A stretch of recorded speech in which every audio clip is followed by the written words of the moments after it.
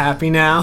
G'day everyone, my name is Ryonix and welcome to a mod review of Doki Doki Spark of Hope made by Raid and Thunderward. It's been too long!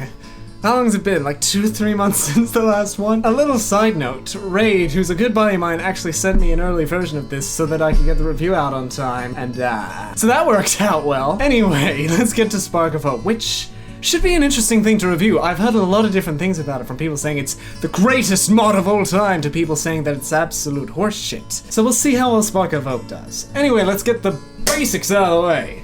First off, this is a romance-focused mod. It is essentially just a really long Monica route. There is a little bit of glitching and horror, and one of the Dokis goes crazy, but I can't really mention who it is.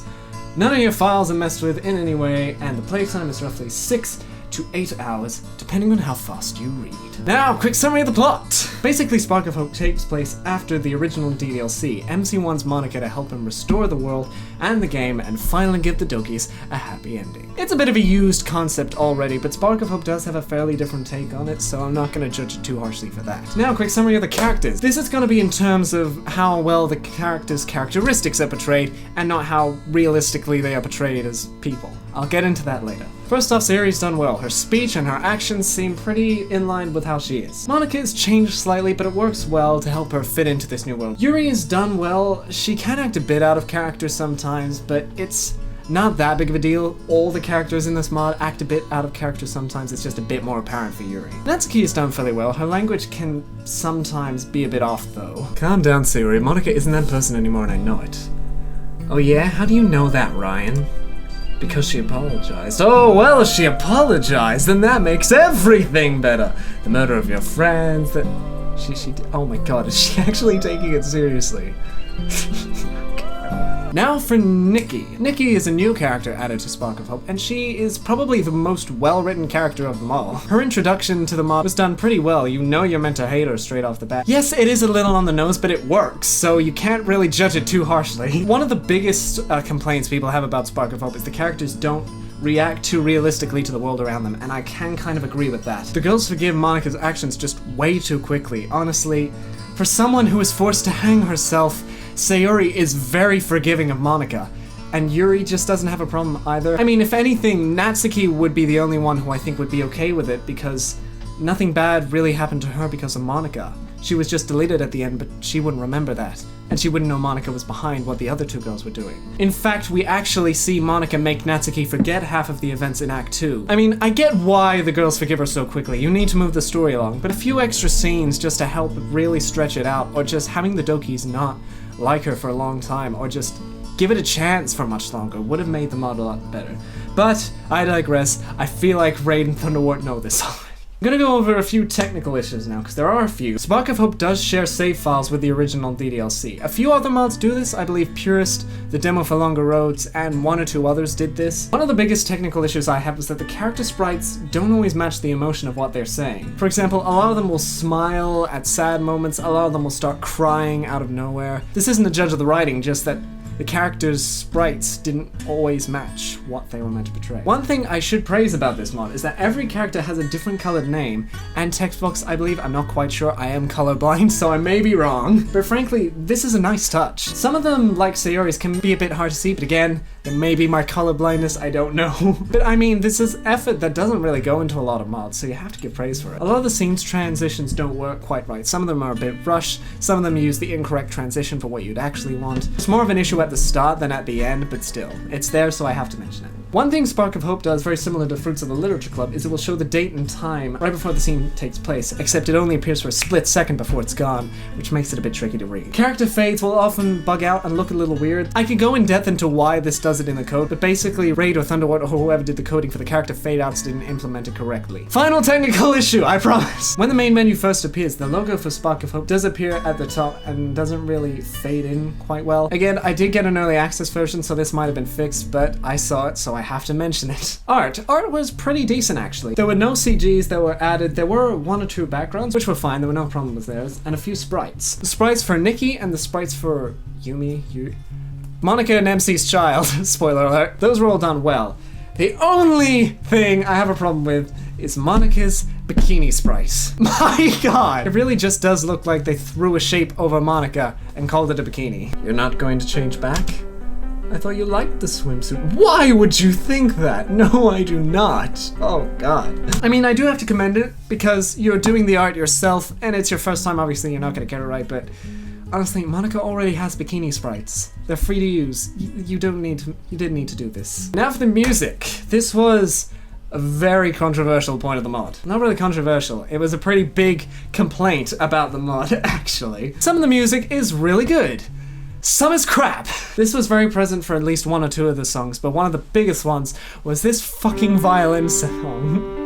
It's present almost throughout the entirety of the first chapter, and so when it appears once or twice in the later chapters, it just gets very annoying. Apparently a lot of people had to mute the mod because of how bad that song was, which I have to point out, if you did that, your bloodline is weak and you will not survive the winter, but I don't really blame them. It's really simple. Just replace the file for that song with a different song that fits better. 2-second fix. Nothing major. The music doesn't always fade as well. It will sometimes just cut instantly to the next track, which is very jarring. I know in the Outcast review I mentioned that having the music suddenly stop like that can actually be very effective and used well in scenes, but the problem is it doesn't cut, wait a bit, and then introduce the new song. It cuts and then instantly moves to the new song, which you should never do unless you're in like a horror or glitchy type scene, and even then you wouldn't use it all the time. Final complaint about the music is that it doesn't always really fit the scene. The cheery violin music plays while Sayori has a very heartfelt talk about Monika's manipulation, and very sad music plays when Yuri goes yandere on you, when that's the moment where you want really intense or really creepy music to start playing. But that's no excuse whatsoever to kill us. Yes, Yuri, I'm well aware. Are you really aware of what she did? Is this really fitting music? I feel like she's about to stab me and we're playing the friggin' confession music. Okay. In a matter of days, she killed and erased Yuri from existence. This music does not fit. Yuri literally had a heartfelt moment of discussion a few moments earlier where the sad music would have been great, but it only comes in now when Yuri's going batshit crazy on you. Okay. Now, something I've been avoiding a little bit are the problems with the writing. The biggest section of the script I have is problems with the writing, which I will go into because Ray wants feedback and he wants to know how to get better, which I have to respect. But first off, I should mention it by saying this. Raid, the main creator of Spark of Hope, is 15 years old. I'm not sure how old Thunderward is, but 15! Spark of Hope is far better than anything I ever wrote when I was 15. Honestly, too many people just say this mod is dog shit. They don't look at it. Spark of Hope is not the most well-written mod of all time, but it has so much potential. You can tell that the writers are talented, they're just making a lot of amateurish mistakes. These are mistakes that we all made when we started writing. The problem is just so many people won't tell them what these mistakes are and how to fix them. They'll just say that the story is crap and move on, which is terrible. The reason I started making these mod reviews was because the mod reviews that were already there tended to just be absolute crap, apart from one or two people who actually knew what they were doing. Most of the reviews just either said this mod is good or this mod is bad. They didn't tell you what the mod did well, what the mod could improve on, and when they did, they tended to be assholes about it. Sorry. Look, this mod gets a lot of hate that it doesn't deserve. Is it the best mod of all time? No, I don't think so. Does it deserve to be called terrible? No. It's the very first mod Raid and Thunderwart have made, and it went through absolute development hell. I believe Spark of Hope was meant to have about 4 different routes, but they had to cut it because all the writers left. You can see there are still choices in the first 2 chapters that don't matter, but were meant to matter. They were meant to lead to different routes and meant to lead to a more interesting story, but they couldn't. Despite all the trouble, despite the fact that Spark of Hope wasn't what they originally wanted it to be, the team did grind it out, they did finish it, and they did get it to a point where they were happy with it. Sure, it's not amazing, but it's still worth commending. There are so many mods written by talented individuals that are just never finished. Look at stuff like Our Time or Recoded or Date Club. All amazing mods, but the creators didn't finish them. Okay, I need to stop rambling and actually start talking about talking about the story again. Okay. First problem, the mod doesn't really explain that the Dokis remember what happened. It makes it clear that the story takes place after the original DDLC and that MC and Monika remember what happened, but like, you go and see Sayori and she's acting like she always used to. So when I first played the mod, I was really confused. I knew that the Dokis remembered because Raid had told me that in a conversation we had. It just wasn't explained in the mod. It was explained a bit later on, but just not as soon as it should have been, I guess. Another thing that I didn't mention earlier, the girls forgive Monica way too quickly. Even if two of them forgave her quickly, and then one had a big problem with her and started constantly causing up fights, that would have made the story a lot more interesting. Sure, it wouldn't have fixed a lot of the problems, but it would have gotten a long way to making the story a lot better. Spark of Hope tends to fall into a fairly common trap with Doki Doki mods. A lot of mod developers believe that just because there are 4 characters on screen that all 4 need to reply to every comment made. What's the matter? Why don't you decide, Ryan? Yes, you decide. You seem more knowledgeable about these kinds of movies anyway. Yuri's right, plus we gotta pick what to do last time. I second. Anyone else wanna comment? Anybody else? Seriously. It typically leads to scenes like this.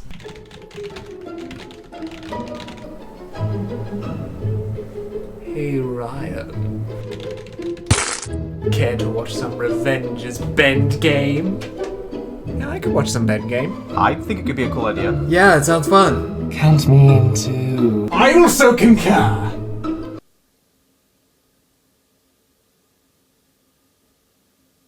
And the answer is no. All 4 of them do not need to answer. At most 2 of them do. Normally when something like this happens, I'll only have 1 or 2 characters react, and if I need the other 2 to acknowledge the comment, I'll just say, the others nod along with what Monica said, or what Sayori said. When you're in a conversation with 4 or more people, you often don't get a chance to talk. A lot of people tend to stay quiet for a lot of the conversations. Just remember that. Another problem I have. The girls are way too supportive of Monica and MC's relationship right off the bat. Again, if even one of them were against it, it would have made it so much better.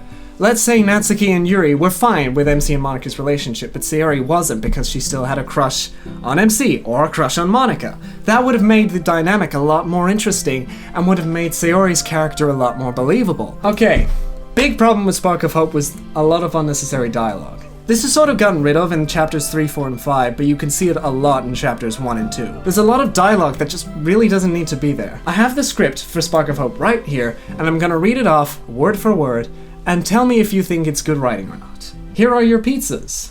Thank you, and here's a tip. Thanks for the tip. Pizza's here. How about another one? Ready to head to school? You bet. Alright, let's head on out then. We make our way to school with no problems.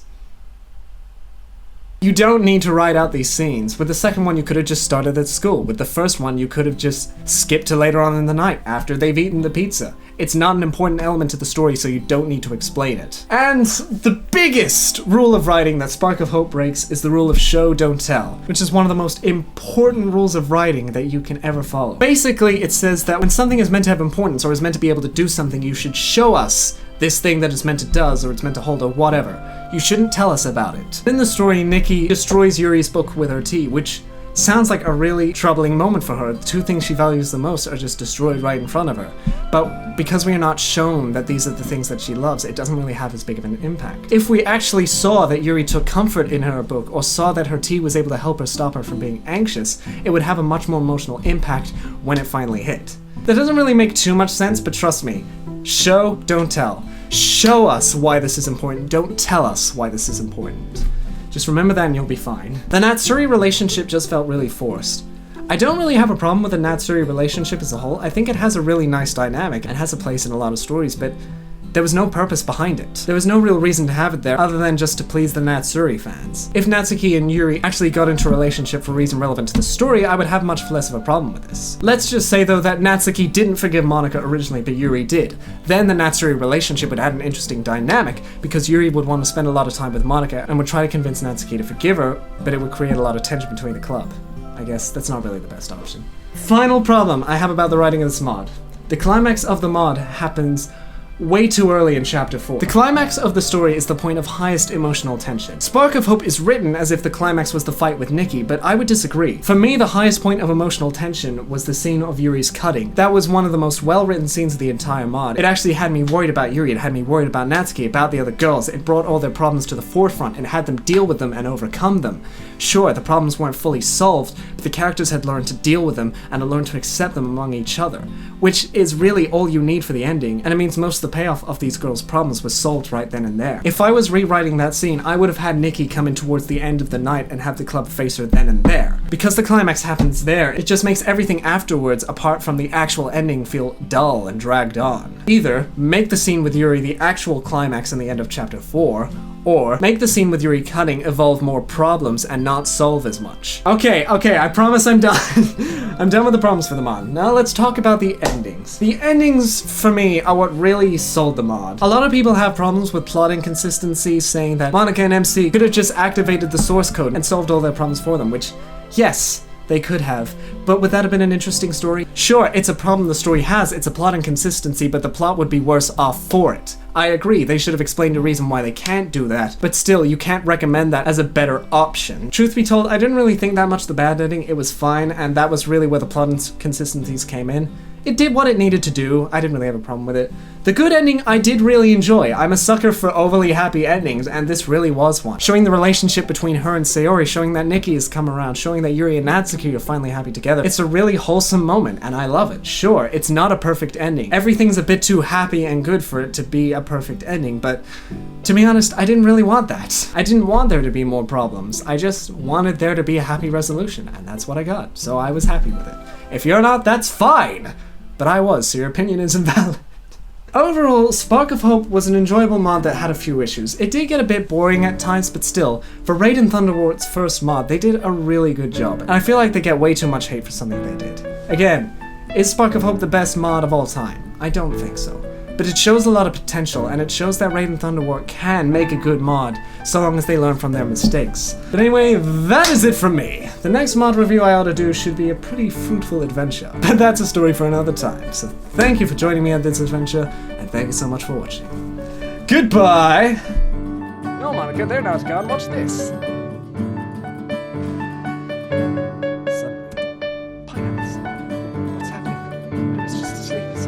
Dang it, Darwin! Charm Encyclopedia. Good luck charms. You want the ones you love to be happy. This good luck charm does the trick.